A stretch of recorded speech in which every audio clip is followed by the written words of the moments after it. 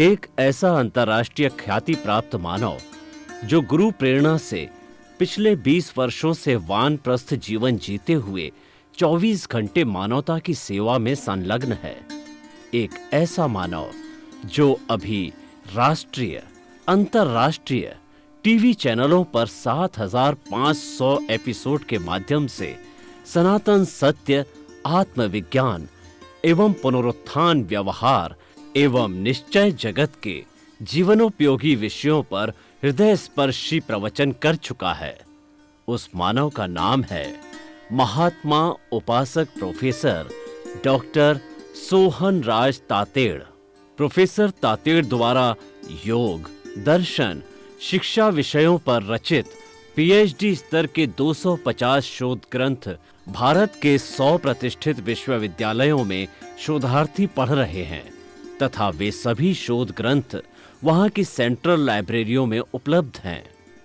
महात्मा सोहन राज ने अभी तक हजारों स्कूलों, कॉलेजों, विश्वविद्यालयों एवं संस्थाओं में सेमिनार, वर्कशॉप, कैंप लगाकर लाखों विद्यार्थियों को योग, दर्शन, शिक्षा का प्रशिक्षण देकर उन्हें सुसंस्कारित किया। डॉक्टर तातेड़ ने भारतीय संस्कृति उत्थान के 4,000 से अधिक समसामयिक विषयों पर आर्टिकल लिखकर ऑनलाइन जर्नल, पत्रिकाओं, वेबसाइट्स पर प्रकाशित किया, जिसका उपयोग लाखों पाठक कर रहे हैं। उपासक तातेड़ के 5,000 से अधिक आज का सुविचार, आज का शुभ संदेश, आज का मंगल भावना योग आदि चिंतन websites, Twitter, blogger, Facebook, YouTube माध्यमों से लाखों लोग अपना जीवन निर्माण कर रहे हैं। मानवता के मसीहा ऐसे महामानव महात्मा सोहन राज तातेड़ के प्रोफाइल को अभी तक विश्व के 20 लाख दर्शक यूट्यूब पर, 12 लाख गूगल पर एवं लाखों दर्शक फेसबुक, ब्लॉगर, ट्विटर और इंस्टाग्राम पर देख चुके हैं।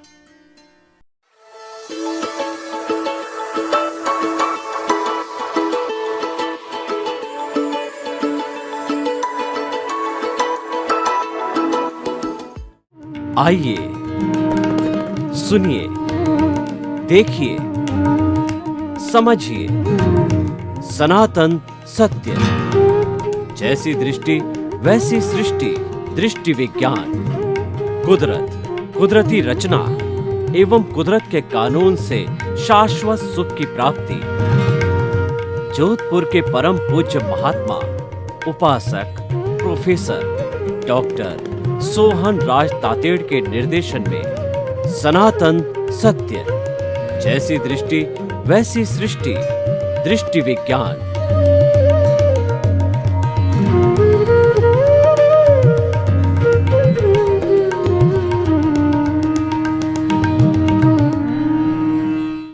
भाई और बहनों, मातृशक्ति को नमन। स्टूडियो में आपका हार्दिक स्वागत है, अभिनंदन है, सत्कार है। आत्मविज्ञान, साइंस ऑफ द सोल कार्यक्रम के अंतर्गत हम आपको सही दृष्टि, सही सोच, आपको राइट विजन, राइट थिंकिंग के तहत आपकी जो नकारात्मक सोच है, आपका जो गलत नजरिया है, आपका जो दृष्टिकोण गलत है, उसमें हम करेक्शन देते हैं, उसको हम ठीक करते हैं, ताकि कि आपको एक राजपथ मिल जावे, आपको सम्यक दर्शन मिल जावे, आपको जो है राइट विजन मिल जावे और उसको आप जीवन के अंदर अपना आधार बना करके अपने जीवन को अच्छा बना सकते हैं, अपने जीवन को पवित्र बना सकते हैं। तो इसी क्रम के अंदर आज का हमारा बहुत ही सुंदर एपिसोड लेकर के हम आपके सामने हाजिर हो रहे हैं। तो आज का हमारा विषय है स्वतंत्रता और प्रतंत्रता। भाई और बहनों, बहुत ही सुंदर विषय है कि आदमी स्वतंत्र कैसे है और प्रतंत्र कैसे है। स्वतंत्र का अर्थ होता है व्यक्ति अपने हिसाब से सोच सकता है, बैठ सकता है, उठ सकता है, खा सकता है, पी सकता है, वो अपने विल के अकॉर्डिंग ही फ्रीली वो मूवमेंट करता है, फ्रीली सोच सकता है, उसको फ्रीडम है। और स्वतंत्रता क्या होती है? स्वतंत्रता में बाध्यता होती है। जैसे कैदी है, वो कैद के अंदर जो है, बंद है, वो स्वतंत्र है। और एक व्यक्ति जो है रोड के ऊपर आराम से चल रहा है, घूम रहा है जो है, और अपना कार्यकलाप कर रहा है, वो स्वतंत्र है। और कैदी है, वो स्वतंत्र है। स्वतंत्र मतलब बंधा हुआ, बॉन्डेड, दूसरे के जो है वो प्रभाव के अंदर रहना, दूसरे के चलाए चलना। और स्वतंत्रता का मतलब होता है अपने आप जो है चलाए चलना। तो ये दो चीजें हो गई, और दोनों चीजें एक दूसरे से पूरक है, एक दूसरे से जुड़ी हुई है। स्वतंत्रता कभी आगे जाके स्वतंत्रता बनती है, और स्वतंत्रता आगे जाकर के स्वतंत्रता बनती है, और दोनों एक दूसरे के कॉम्प्लीमेंट्री है, एक दूसरे से पूरक है, और दोनों का एक दूसरे से गहरा संपर्क है।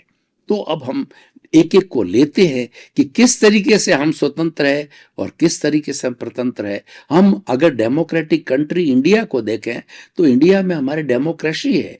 तो डेमोक्रेसी के अंदर ये जो सरकार है वो हमारे द्वारा, हमारे लिए और हमारे से बनती है। तो इसका मतलब मुख्य जो है भागीदार हम हैं। इस सरकार को, इस देश को चलाने वाले मुख्य घटक है, इसका हर नागरिक है। और देश की जो संपत्ति है, हर देश का हर नागरिक उसकी संपत्ति का मालिक है, जो इस देश के अंदर जन्म लेता है, जो भारतीय है। और वो भारतीय ही जो है वो पदाधिकारी बनता है। भारतीय को चुन करके जो लोग अपनी जनता आगे भेजते हैं, उसके गुणों के कारण, उसके अच्छे कार्यकलाप के कारण, तो वही जो है वह आगे जाकर के वो इस देश का प्रतिनिधित्व करता है। वो संसद में जाता है, एमएलए बनता है, सरपंच बनता है, तो वह वो सब लोगों का प्रतिनिधित्व करता है। तो भाई और बहनों, स्वतंत्रता की हम बात करें तो देखिए, जब तक कि हम कोई भी कार्य से कमिटेड नहीं हो जाते हैं, कोई भी कार्य को एंजेंडर्ड नहीं कर देते हैं, कोई कार्य को क्रियान्वित नहीं कर देते हैं, तब तक हम स्वतंत्र है। हमारी भारतीय संस्कृति में 3 शब्द आते हैं, चिंतन, मनन और निध्यासन। चिंतन का अर्थ हुआ, मान लीजिए उदाहरण के तौर पर किसी व्यक्ति को फैक्ट्री लगानी है, तो वह जिस चीज का उसका अनुभव है, तो वो चिंतन करता है कि मेरा अनुभव जो है वो कपड़े की फैक्ट्री लगाने का है, मैंने उसके अंदर कार्य किया है। तो उस अनुभव के अनुसार वो चिंतन करेगा कि कितनी बड़ी फैक्ट्री लगानी है जो मैं हैंडल कर सकता हूं, और मेरे बूते की बात है, तो वह चिंतन करता है।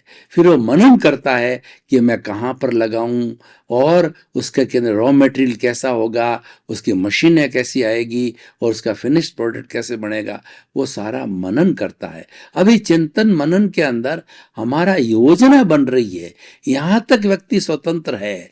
लेकिन once a time he is established the factory and he has brought the machinery, he has brought the raw material, he has taken the power connection and he started doing the production, तब वो स्वतंत्र हो जाता है उस machinery से और उस एनवायरनमेंट से। उसको कपड़े का ही काम होगा, फिर वो सोचने लगता है कि अरे मुझे तो ज्वेलरी का काम करना है, तब वो स्वतंत्र है, ज्वेलरी का काम नहीं कर सकता है। ये स्वतंत्रता है। तो उसी तरीके से ये तो बाह्य जगत की स्वतंत्रता हो गई। हम जो है भीतरी जगत की स्वतंत्रता की बात करते हैं, तो भीतरी जगत के अंदर हमारे स्वतंत्रता स्वतंत्रता दोनों हैं। अब हम स्वतंत्रता को समझें, वो स्वतंत्रता बाहरी जगत के अंदर कैसे है। मान लीजिए किसी व्यक्ति के पास में धन की कमी है, वह धन नहीं है या लोन नहीं मिलता है, तो अनुभव है उसके पास में, तो क्या करेगा बेचारा, नौकरी करेगा। मान लीजिए उसको जो है कपड़े का अनुभव है, तो कपड़े की फैक्ट्री के अंदर नौकरी करेगा, तो वो मातहत हो जाएगा। जैसा मालिक कहेगा वैसा ही काम करना पड़ेगा। उसका एक्सपर्टाइजेशन किसी लाइन में है, लेकिन मालिक नहीं चाहता है कि उस एक्सपर्टाइजेशन को वो शो करे, तो मालिक जैसा कहेगा उसको वैसा ही करना पड़ेगा। उसमें वो स्वतंत्र है। और देखिए, एक जो तोता है, वो तोता क्या है, कि वह तो आकाश में उड़ने वाला है, आकाश में उड़ना ही अपनी स्वतंत्रता, हर पक्षी आकाश में उड़ने को अपनी स्वतंत्रता कहते हैं। लेकिन उस पक्षी को, उस तोते को जब पिंजरे में बंद कर दिया जाता है, जब कैद कर दिया जाता है, तो स्वतंत्र होता है, क्योंकि उड़ नहीं सकता। जो उसकी भावना है उसको क्रियान्वित वह नहीं कर सकता है, तब वो स्वतंत्र हो जाता है। तो उसी तरीके से हम जो है, ये सब बाह्य जगत की मैंने स्वतंत्रता और स्वतंत्रता को उदाहरण दिए हैं। अब हम थोड़ा भीतरी जगत की स्वतंत्रता और स्वतंत्रता को देखते हैं, क्योंकि हमारा बाह्य जगत है वो व्यवहार जगत है, और भीतरी जगत है हमारा निश्चय जगत है, और निश्चय जगत बहुत सूक्ष्म है और व्यवहार जगत स्थूल है। अब आपने कभी ये मोबाइल, उदाहरण के तौर पर आपने मोबाइल को देखा है, तो मोबाइल के अंदर जो जो हमारी जो बैटरी से मोबाइल चलता है, और साथ साथ के अंदर उसके अंदर एक छोटा सा जो है मेमोरी कार्ड होता है, उस छोटे से मेमोरी कार्ड के 100 जीबी तक कैपेसिटी होती है। तो देखिए 100 जीबी की कैपेसिटी के अंदर पूरे एक बड़ी सेंट्रल लाइब्रेरी के जितने पुस्तकें होती है, एक छोटे से जो है सूक्ष्मतम जो है हम मेमोरी कार्ड के अंदर सारी चीज़ों को कैद कर सकते हैं, ला सकते हैं। तो ये उसकी पावर है, यानी जितना सूक्ष्म होगा वो पावरफुल होगा। हमारे तारापुर के अंदर जो परमाणु विद्युत ग्रह बना हुआ, उसमें भी देखिए कि केवल कुछ जो है न्यूट्रॉन्स और प्रोटॉन्स को जो है वो यूरेनियम के न्यूट्रॉन और प्रोटॉन को तोड़ा जाता है, तो उससे इतनी बड़ी हजारों हजारों मेगावाट बिजली तैयार हो जाती है। इसका अर्थ क्या हुआ कि सूक्ष्म बहुत पावरफुल है, और सूक्ष्म जब जो है अपना कार्य करता है, तब वो स्थूल को जन्म देता, बहुत बड़े स्थूल को जन्म देता है। तो यही हमारा सूक्ष्म का जो कार्बन शरीर है, वह हमारी आत्मा के साथ में अनादि अनंत काल से चला हुआ है, लगा हुआ है, फेविकॉल की तरह बॉन्डेड लगा हुआ है। और उसी कारण से भवांतर से जो है हमारी आत्मा जो है ये इस 84 लाख जीवा योनियों के अंदर घूम रही है, उसमें जन्म ले रही है।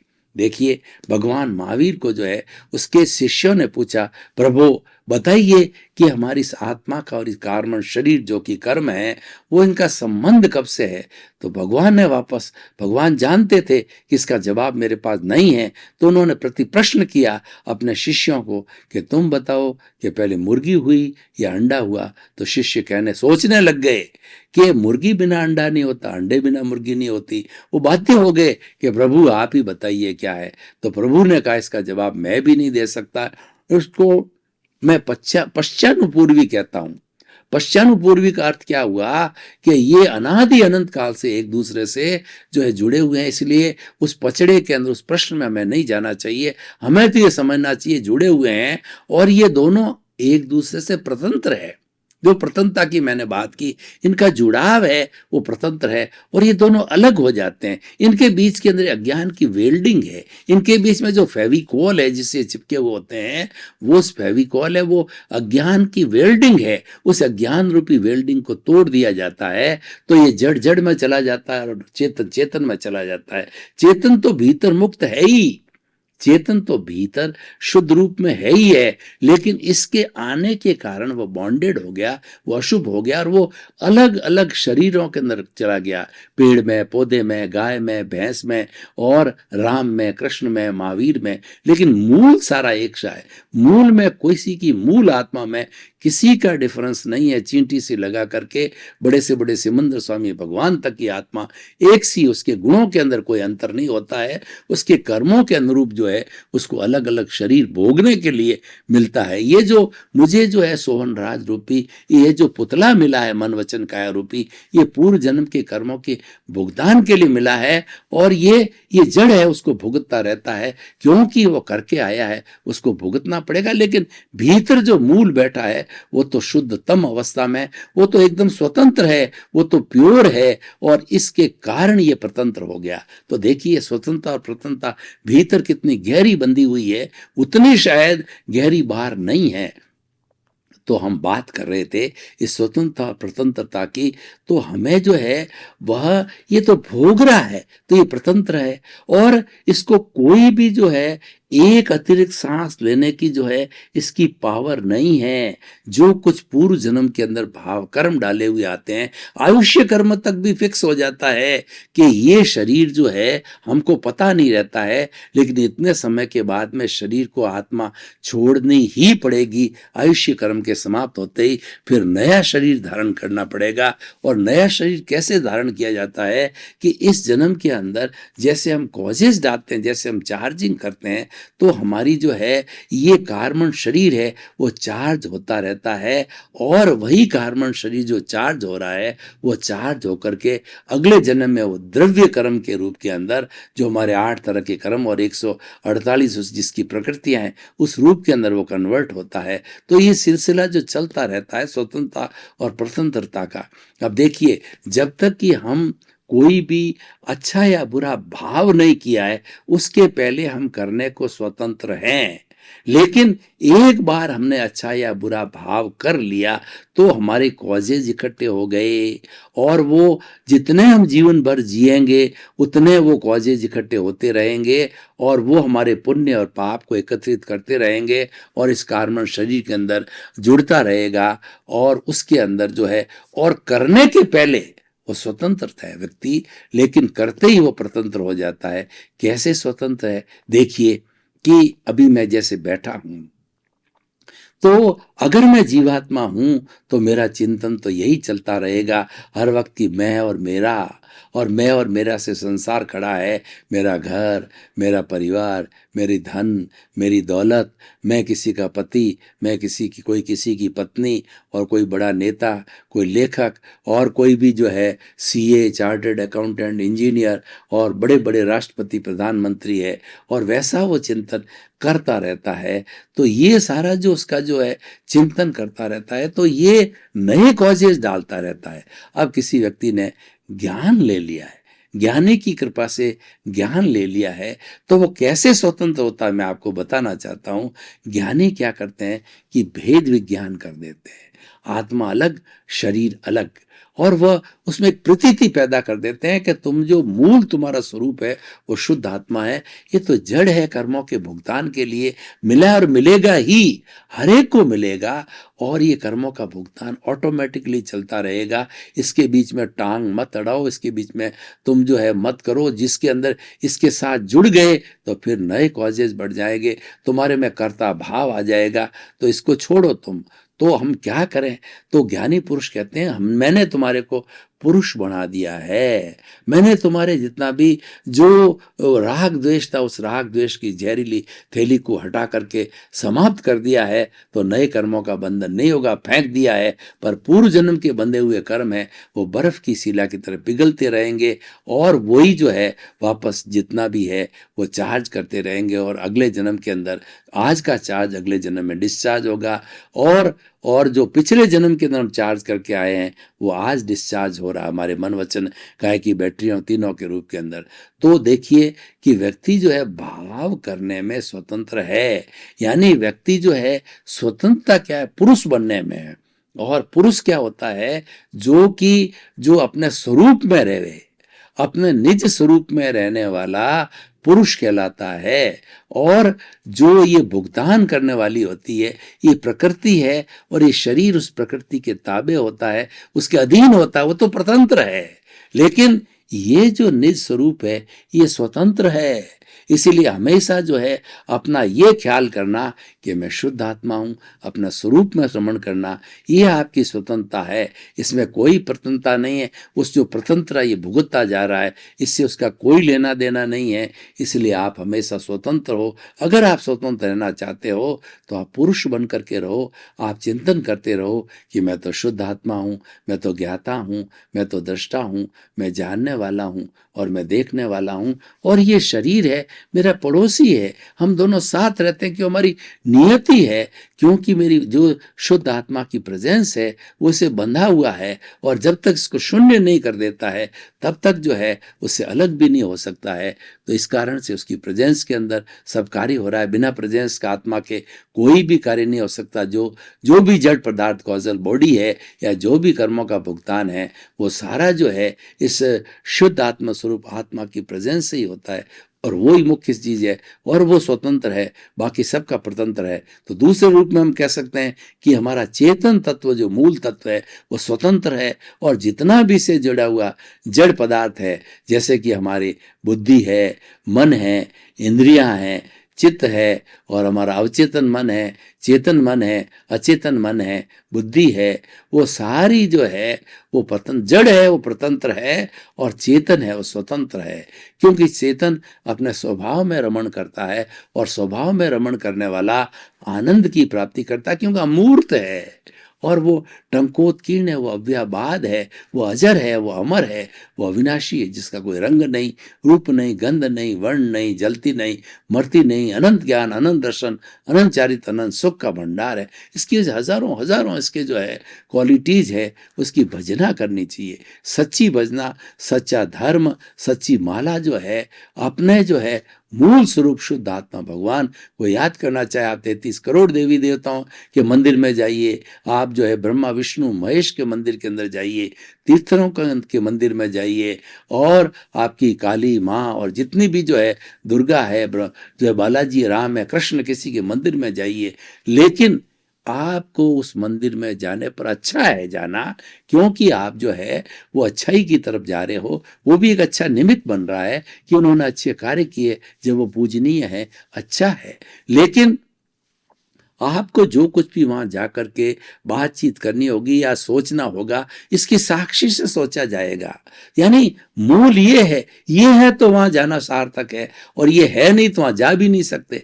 तो कहने का अर्थ ये है कि हमारी जो स्वतंत्रता इसमें है कि हम स्वभाव में रमण करें, हम हर क्षण स्वभाव में रहें, और ये जो विभाव है, शरीर है, पर है, जो है स्व और पर। स्व हमारी आत्मा है, वह स्व पर प्रकाशक है, स्वयं प्रकाशित है, दूसरों को प्रकाशित करती है, और ये जितना भी जड़ है वो पर पदार्थ है, आत्मा है वो स्व पदार्थ है। आत्मा स्वतंत्र है और जड़ है वो प्रतंत्र है। वो तो जैसा जैसा पूर्व जन्म के अंदर भाव कर्म करके आया है, और आज वो जिसके द्रव्य कर्म बन गए, उसके अनुरूप ही वो भुगतान करता रहेगा। कोई भी उसमें फेर फर्क नहीं हो सकता। एक सांस भी लेने की उसकी स्वतंत्रता समाप्त हो जाती है तो बिल्कुल प्रतंत्र है, और हमारा जो शुद्ध आत्मा भगवान है बिल्कुल स्वतंत्र है। तो भाई और बहनों, स्वतंत्रता और प्रपन्नता को कितने सुंदर ढंग से हमने परिभाषित किया है। अगर हम निष्कर्ष की भाषा में बात करें, इस एपिसोड को हमारी जनता के सामने, हमारी श्रोताओं के सामने कसौटी पर कसें, और ये जानना चाहें कि ये एपिसोड व्यक्ति के लिए क्या लाभदायक है, समाज के लिए क्या लाभदायक है, देश के लिए क्या लाभदायक है, और विश्व से इसको क्या प्रेरणा मिलेगी, तो हम कहना चाहते हैं कि एक ऐसा सुंदर टॉपिक है कि हम स्वतंत्रता और प्रतंत्रता को समझ लें तो बिल्कुल हमारा भेद विज्ञान हो जाएगा। और जब भेद विज्ञान हो जाएगा कि जड़ अलग है, चेतन अलग है, और ये सारा संसार जड़ और चेतन से मिला हुआ है। चेतन तत्व गलन मिलन धर्मा है, जिसमें वर्ण है, गंध है, रस और स्पर्श है, ये गलता है, मिलता है। आज सोना है, कल चांदी बनेगा, फिर मिट्टी बनेगा, फिर अभ्रक बनेगा, भोडल बनेगा। हर क्षण हर वस्तु बदलती रहती, लेकिन जो हमारा चेतन तत्व है वो फीलिंग करता है, सुख दुख की अनुभूति करता है, और वह शाश्वत है।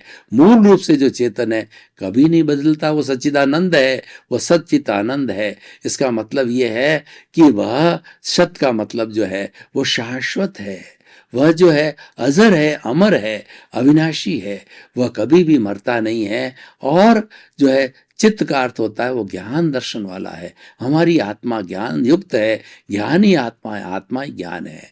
और तीसरा होता है आनंद, उसकी अनुभूति है। तो आनंद जो है ये स्वतंत्रता में ही है।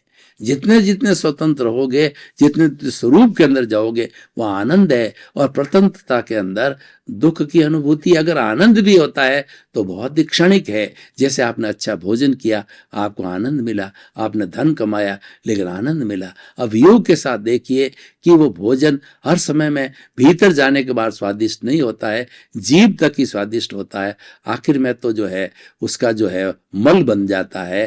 तो इस तरीके से वो टेम्परेरी फेज है।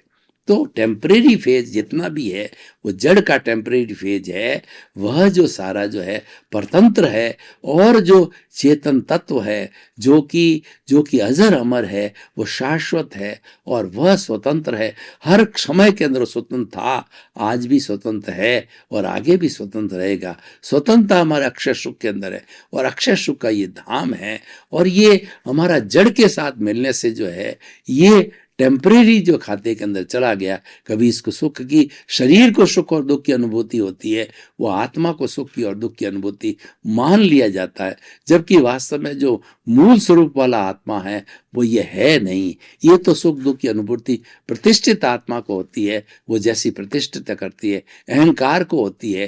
अहंकार और प्रतिष्ठित आत्मा एक ही है तो होती है, लेकिन चेतन तत्व को जो है वो किसी तरह की जो है वो अनुभूति सुख और दुख की नहीं, तो शाश्वत शाश्वत सुख की अनुभूति होती है उसको, कभी भी टेम्परेरी और शाश्वत सुख की अनुभूति होती नहीं है। तो भाई और बहनों, बहुत ही सुंदर विषय है, और इस सुंदर विषय को हम इस तरीके से प्रतिपादित कर रहे हैं कि स्वतंत्रता और प्रतंत्रता को समझ करके आप हमेशा स्वतंत्र बने रहें, जीवन भर स्वतंत्र बने रहें, और जब तक आप जो है इस जो है वो चेतन तत्व में तब तक स्वतंत्र बने रहें, तो आप हमेशा जो है ये चिंतन करिए कि अपने स्वरूप के अंदर रमण करिए।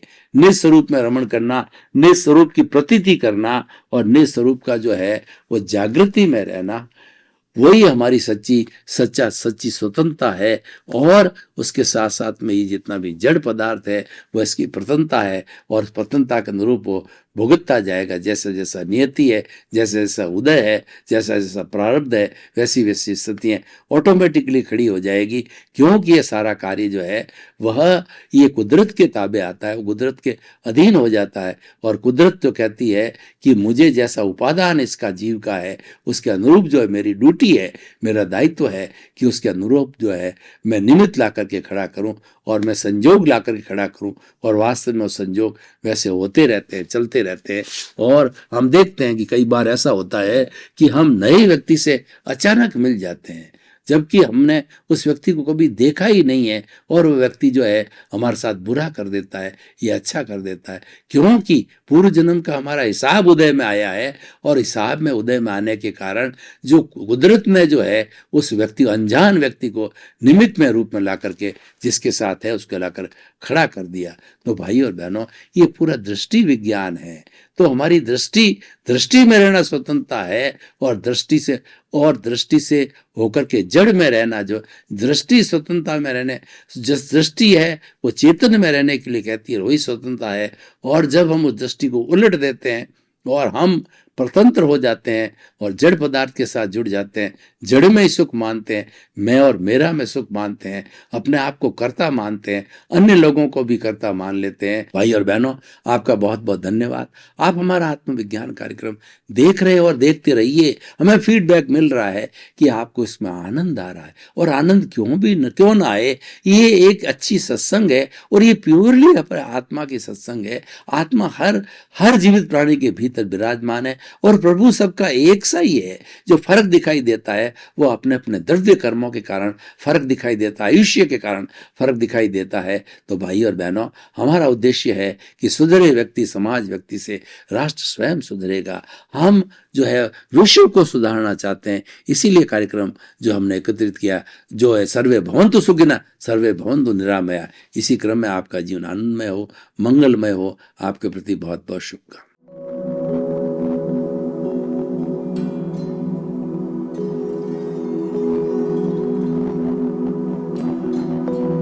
एक ऐसा अंतर्राष्ट्रीय ख्याति प्राप्त मानव जो गुरु प्रेरणा से पिछले 20 वर्षों से वानप्रस्थ जीवन जीते हुए 24 घंटे मानवता की सेवा में संलग्न है। एक ऐसा मानव जो अभी राष्ट्रीय, अंतर्राष्ट्रीय टीवी चैनलों पर 7,500 एपिसोड के माध्यम से सनातन सत्य, आत्मविज्ञान एवं पुनरुत्थान व्यवहार एवं निश्चय जगत के जीवनोपयोगी विषयों पर हृदय स्पर्शी प्रवचन कर चुका है। उस मानव का नाम है महात्मा उपासक प्रोफेसर डॉक्टर सोहन राज तातेड़। प्रोफेसर तातेड़ द्वारा योग, दर्शन, शिक्षा विषयों पर रचित पीएचडी स्तर के 250 शोध ग्रंथ भारत के 100 प्रतिष्ठित विश्वविद्यालयों में शोधार्थी पढ़ रहे हैं तथा वे सभी शोध ग्रंथ वहां की सेंट्रल लाइब्रेरियों में उपलब्ध हैं। महात्मा सोहन राज ने अभी तक हजारों स्कूलों, कॉलेजों, विश्वविद्यालयों एवं संस्थाओं में सेमिनार, वर्कशॉप, कैंप लगाकर लाखों विद्यार्थियों को योग, दर्शन, शिक्षा का प्रशिक्षण देकर उन्हें सुसंस्कारित किया। डॉक्टर तातेड़ ने भारतीय संस्कृति उत्थान के 4000 से अधिक समसामयिक विषयों पर आर्टिकल लिखकर ऑनलाइन जर्नल, पत्रिकाओं, वेबसाइट्स पर प्रकाशित किया, जिसका उपयोग लाखों पाठक कर रहे हैं। उपासक तातेड़ के 5000 से अधिक आज का सुविचार, आज का शुभ संदेश, आज का मंगल भावना योग आदि चिंतन websites, Twitter, blogger, Facebook, YouTube माध्यमों से लाखों लोग अपना जीवन निर्माण कर रहे हैं।